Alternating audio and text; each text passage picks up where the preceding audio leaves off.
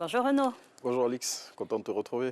Pareillement, vous savez. Alors, on démarre tout de suite avec cette première information. C'est la campagne des législatives qui bat son plein. Bonjour à tous les téléspectateurs. Oui, et cela se ressent fortement dans la presse de ce jour où chaque titre, en fonction des couleurs qu'il défend, tire le drap de son côté. Ainsi, à titre d'exemple, pour le matin, 4 jours après l'ouverture de la campagne, le RHDP domine sans partage. Le confrère donne les échos de plusieurs localités où, selon lui, les candidats du RHDP ont convaincu les populations. Alors, toujours sur le même sujet, face au canard proche du RHDP, le nouveau réveil apporte la réplique. Exactement, le confrère qui lance à sa une de ce jour, campagne pour les législatives, l'opposition déroule le rouleau compresseur. Le quotidien proche du PDCI fait le point des activités de campagne des représentants de l'opposition dans plusieurs localités du pays et à l'en croire, sa victoire est garantie.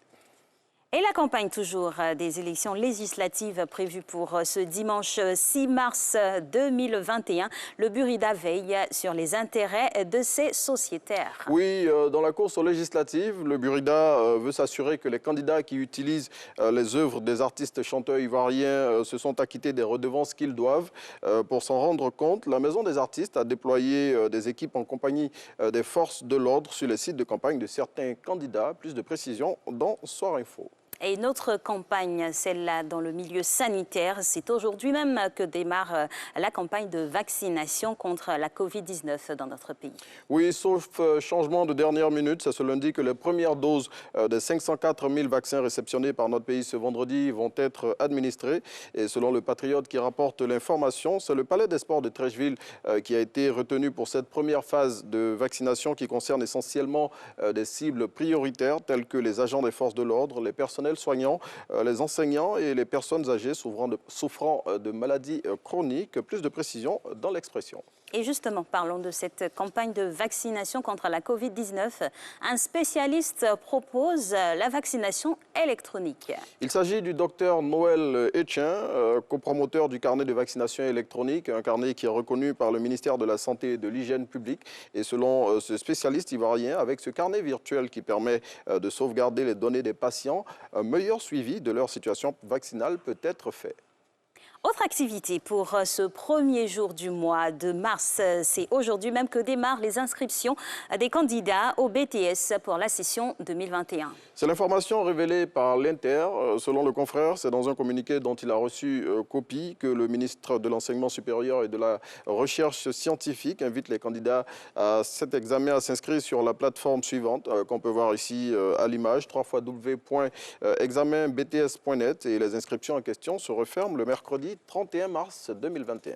Un mot d'environnement maintenant avec la versatilité du temps et nous y trompons pas, de fortes chaleurs sont annoncées ici en Côte d'Ivoire. Oui, c'est la prévision faite par la Sodexam. Selon la société de prévision météorologique qui est citée par Soir Info, cette vague de chaleur qui va arriver des pays du nord de l'Afrique va s'abattre bientôt sur le nord et le centre de la Côte d'Ivoire. Plus de précisions dans Soir Info. Et cette nouvelle, un immeuble s'est effondré dans la commune d'Abobo cette nuit. Oui, il s'agit d'une aile d'un bâtiment abritant un dépôt de gaz non loin du commissariat du 14e arrondissement dans la commune d'Abobo. Et selon la plateforme numérique de la police nationale ivoirienne dénommée Police Secours qui livre cette information qui est relayée par l'agence de presse africaine APA. Cet incident a fait 3 blessés graves et à en croire cette même source, le groupement des sapeurs-pompiers militaires et la police nationale qui sont arrivés sur les lieux étaient à pied d'œuvre pour secourir les rescapés.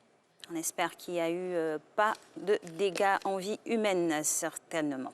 Alors, on vous l'annonçait en début d'émission, on parlera de la bourse. Voilà la mise en bouche. Un mot donc sur la bourse régionale des valeurs mobilières qui s'est terminée sur une bonne, on va dire, lancée le vendredi dernier. Oui, tout à fait. Le marché régional a terminé dans le vert pour la 3e fois consécutive ce vendredi.